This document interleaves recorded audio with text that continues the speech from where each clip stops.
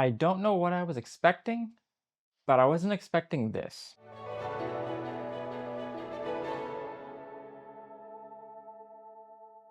What's good, everybody, and welcome back to the channel. I read 8 romance books in February, and I have a little bit of a different video for you guys in order to explain my thoughts on them. Hope you guys enjoy. Let's just get into the video.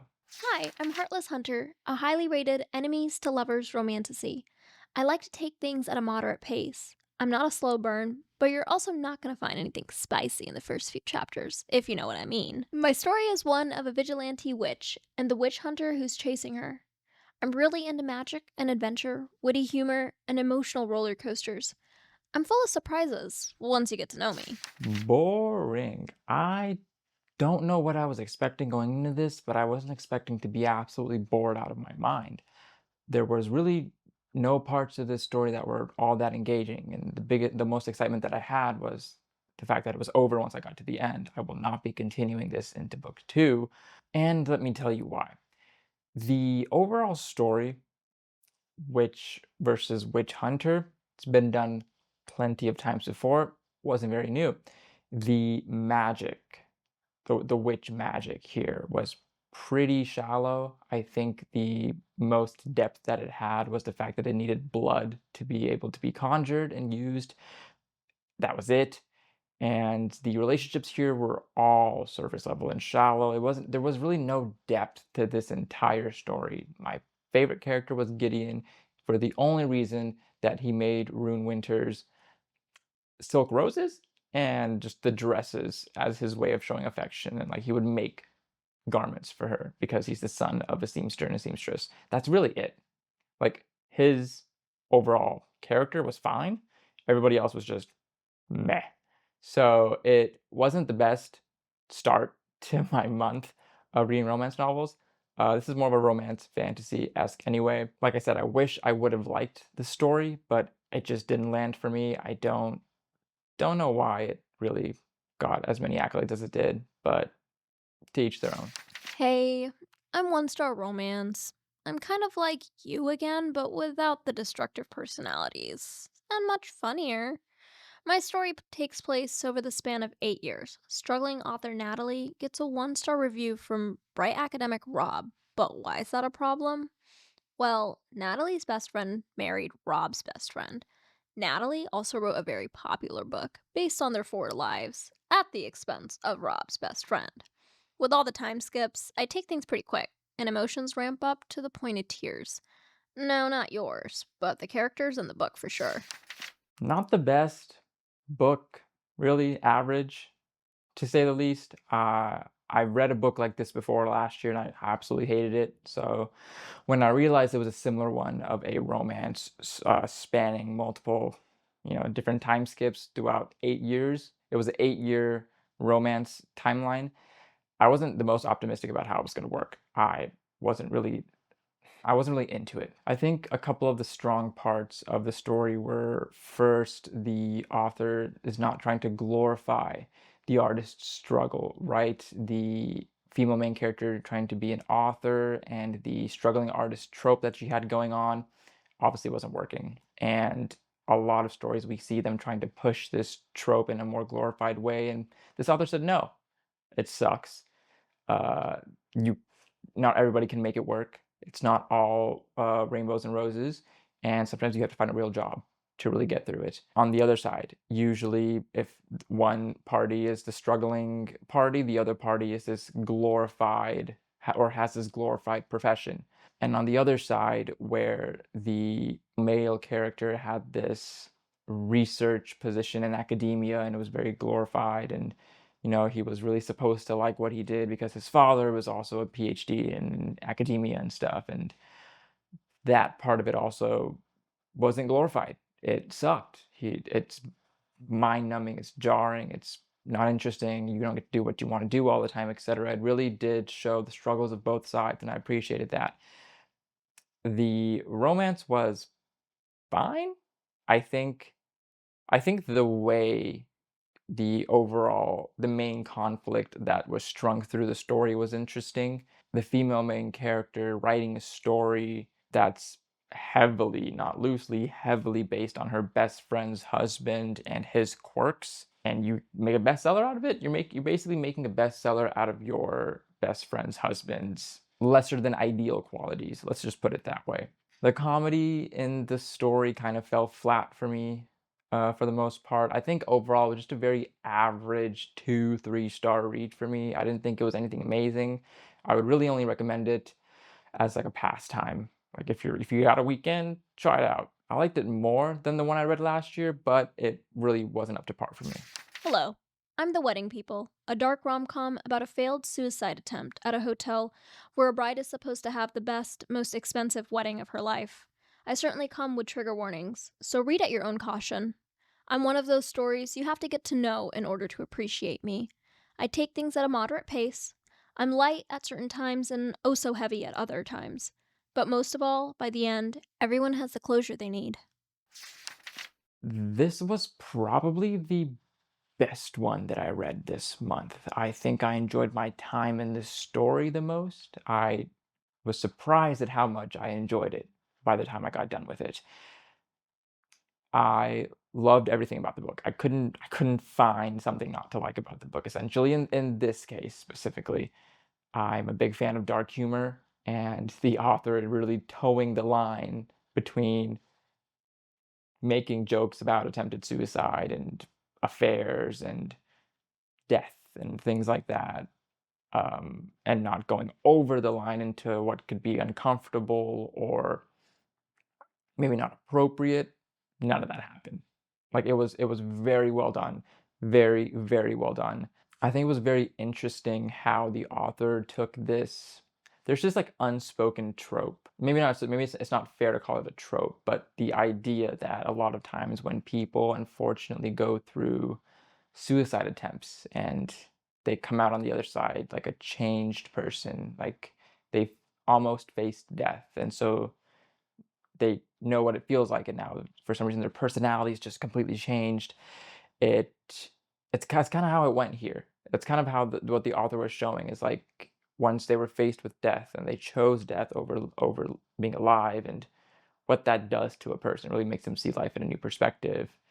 And I enjoyed it. I enjoyed it all. I enjoyed everything about this. I enjoyed it to the point of sending it to a colleague at work, and I told her, "Listen, I don't have any trashy rom-coms for you, but I have a dark humor one that I think you'd also enjoy, and I'm gonna tell everybody that I think you should try reading The Wedding People." I'm sort of a big deal in the book talk circuit. Anyone who's anyone knows my story by now. Iris and Roman are two wartime journalists connected by magic typewriters. How quirky is that? I lean heavily into the romance, but there's just enough fantasy and fun to keep things engaging and enjoyable for you. I'm sort of an enemies to lover, and I 100% will pull in your heartstrings and play them like a harp. Once you figure out what the C in Roman C Kit stands for, you'll be head over heels for me. Oh, did I forget to introduce myself? I'm Divine Rivals. His name is Roman C. Kit, and the C stands for carve my heart out and serve it to me on a silver platter. I am so vehemently upset at the fact that I can't shit on this book.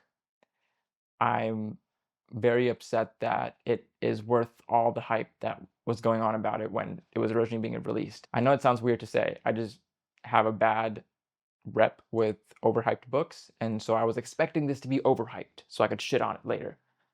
I can't. There's no. I can't. It's so well written. I have book two right there that I got because I had to find out. I had to find out what happens. I really love this relationship between Iris and Roman. I personally really like the trope of one party knows more than the other. So Roman knew that he was getting letters from Iris and he was talking to Iris, and Iris just thought she was talking to and falling in love with a complete random stranger who has been fated to be connected to her by magical typewriters that are connected to each other. Like, who would have thought of that?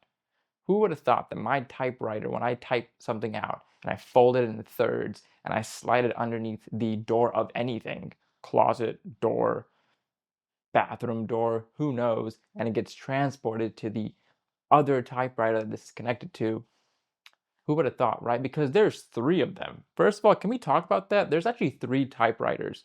So how does a typewriter know that it's talking and it's supposed to send the letter to Roman's typewriter? Why didn't it send the letter to the one that was donated to the museum? Somebody explain that to me, because the typewriter's not typewritering there, okay? The way their relationship like blossomed when Iris first went to war and then Roman followed her, like I have to go save her or be with her and protect her and make sure she's okay and make sure she's safe. I really enjoyed the story here. I think the fantasy elements are very loose, very loose, very high level. It just I think the fantasy and the magic was all everything was a subplot to the romance, which was the main point of it. I didn't mind it though. I didn't mind it because they weren't pushing magic and fantasy as like the main drawing point of the story. They really weren't.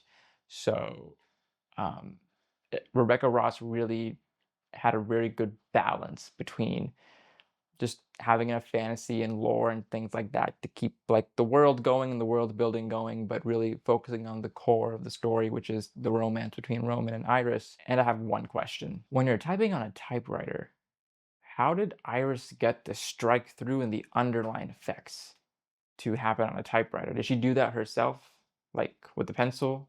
Or does the typewriter do that for you? I don't know. I would like to know. I feel like I'd be massacred if I didn't give Divine Rivals its irises. And I worked a long time on that pun, so please laugh. I'm the love hypotheses, and I'm doing all right. I'm kind of like your typical romance between a struggling academic and her not so struggling, actually very successful professor. Well, not directly her professor, but close enough. I'm a bit messy at times. Like the time Olive kissed Adam in case An was watching so that An would feel secure in asking out Olive's ex. I hope you followed all that, because it happens right at the beginning. Like I said, messy, but a fun messy. And I don't take myself too seriously. And neither should you. So let's just enjoy a light, airy story together. It's actually interesting I wasn't bored in this one, but I was bored in Heartless Hunter because this was probably the book that started this whole downward trend of me having to force myself to get through some books. What do we say about this one? It's messy, it's convoluted. I didn't have the most fun reading it. It wasn't very engaging. I really had to make my way through it and tell myself on the other side of it is a video that needs to happen, and I really got to get through this book to talk about it. The overall situation is just messy and it doesn't really make sense. Like, why did Olive have to kiss the first guy she saw, which was Adam Carlson, because her friend An was looking or about to, find her at the lab instead of being where she was originally told she was being? I don't know. I don't know. All I know is that it doesn't make sense and it just happened. And that's how a lot of the things in this story are like proceed, right? Just because Olive and Adam are in the same place and now they're in the same place with An. An is like, oh, why don't you put sunscreen on him? Why don't you do this for Adam? Why don't you do this for Olive? Aren't y'all boyfriend and girlfriend? It's like God, I hate that trope. I really hate that best friend who's like trying to push things trope. It was really annoying. I will say the comedy here was nice. It was quaint. It was very quaint comedy. Loved all those little bantery moments with Adam. So I did like how it ended. I did enjoy the way it ended. I think that's why I enjoyed it more than Heartless Hunter. But it was still a very average, very middle of the road read. Hey, I'm The Lost Story, a romantic fantasy tale full of mystery. I don't take it too slow or too fast, but I do like to ease into the story a bit at the beginning. I love an offbeat emotional tale of found family, identity crises, and even exploring different levels of romance and intimacy. Oh, and banter. I love banter. It's kind of a love language of mine. I take inspiration from the classics like The Lion, the Witch, and the Wardrobe, but my characters are much older and more mature. They'd never order a Turkish delight from a witch, but they will eat golden apples. If there's ever a story that you would call offbeat or off the beaten path, it would be this one.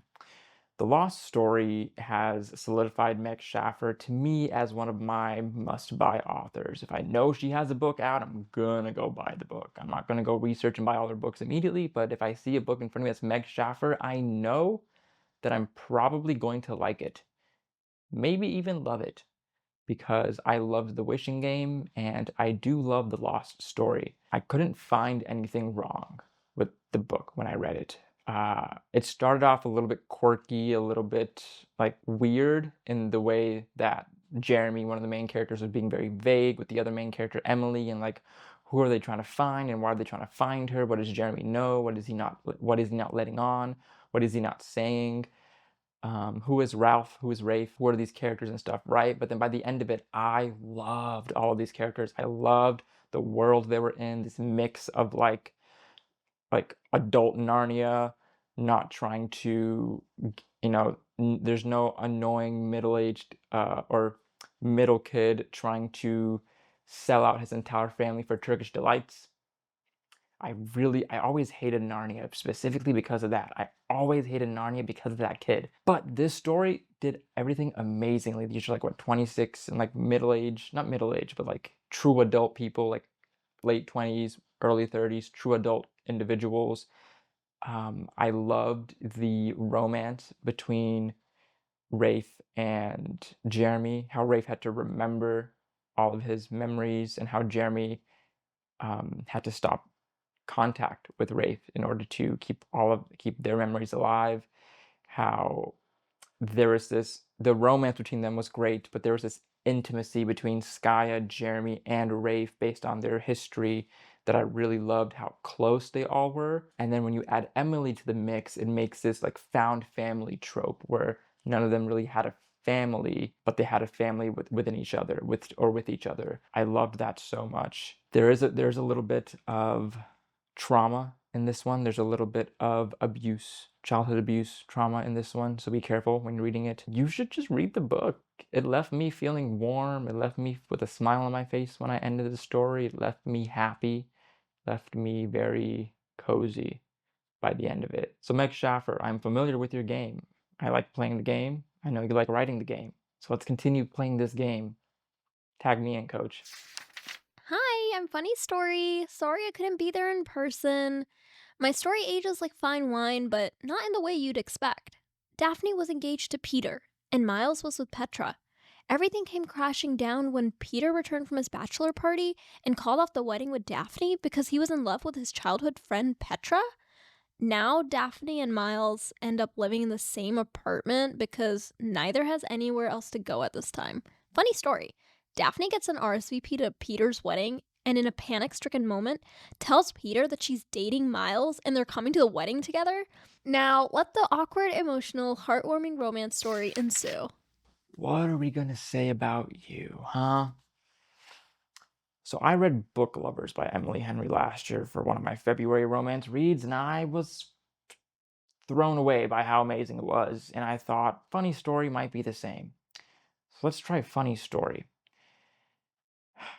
It was not the same. It was not the same at all. What do I say about this?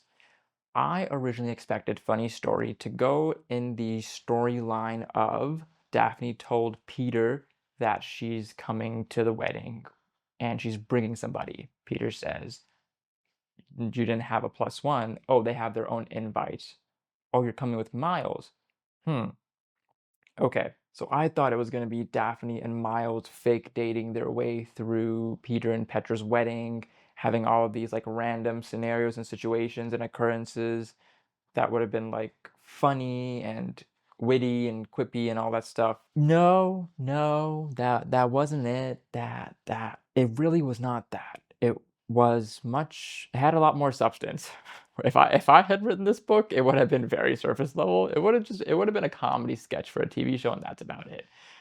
This book had much more substance. It had much more depth to it, and I appreciated that. The characters had a lot of layers, not just the main characters. The side characters as well as the supporting cast had a lot of substance and depth to them. I loved all of them.